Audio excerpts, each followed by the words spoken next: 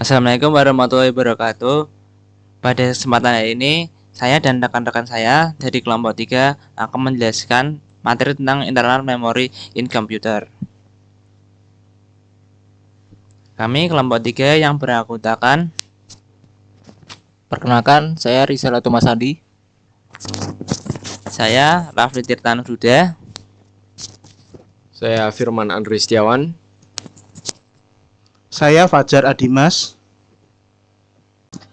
Di sini saya akan menjelaskan definisi internal memory, jenis memori yang digunakan dalam komputer untuk menyimpan data yang sedang digunakan atau diproses oleh CPU.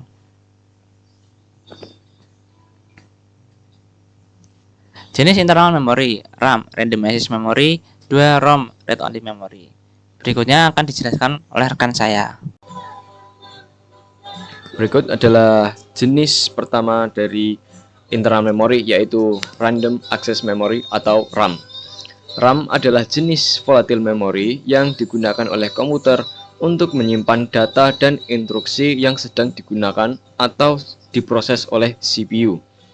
RAM memungkinkan akses cepat ke data yang dibutuhkan oleh aplikasi dan sistem operasi lainnya. Kemudian jenis-jenis RAM ada dua, yaitu DRAM dan SRAM. DRAM atau Dynamic RAM merupakan memori yang memerlukan pasokan daya terus-menerus dan harus ditulis ulang secara berkala agar data tetap terjaga atau di-refresh. Sedangkan SRAM, data dalam SRAM tidak perlu diperbarui secara berkala seperti halnya DRAM.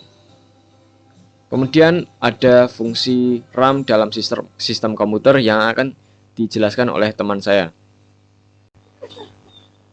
Berikutnya, saya akan menjelaskan tentang fungsi RAM dalam sistem komputer. Fungsi yang pertama adalah menyimpan data saat perangkat masih dihidupkan. Fungsi yang kedua, mempercepat proses ragam pekerjaan dalam satu waktu atau multitasking. Yang ketiga adalah mencegah crashing pada komputer. Berikutnya ada ROM atau Read Only Memory, jenis non-volatile atau tidak memerlukan listrik, memori yang digunakan untuk menyimpan data permanen. Berikut ini adalah jenis-jenis ROM. Yang pertama ada Max ROM, PROM, EEPROM, dan EEPROM. Jenis ROM. Max ROM adalah jenis ROM yang tidak dapat ditulis ulang atau non-flashable.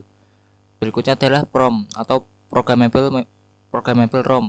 Program yang tersimpan di dalamnya bersifat permanen. Yang berikutnya adalah EEPROM atau Erasable Programmable ROM.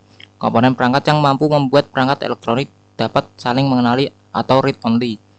Yang berikutnya adalah EEPROM atau Electrically Erasable Programmable ROM. Jenis memori yang dapat menyimpan data bahkan ketika dayanya dimatikan. Berikutnya adalah peran ROM yang akan dijelaskan oleh rekan saya. Peran ROM dalam sistem komputer. 1. Menyimpan BIOS. 2. Perangkat lunak yang disimpan secara permanen untuk perangkat keras. 3. Sistem komputer khusus yang dirancang untuk menjalankan tugas tertentu dan biasanya tertanam dalam satu kesatuan sistem. Misalnya controller dan mesin cuci. Perbandingan RAM dan ROM. Memori yang dapat menyimpan data selama terdapat daya suplai. 2. Daya mengambil dan mengubah data.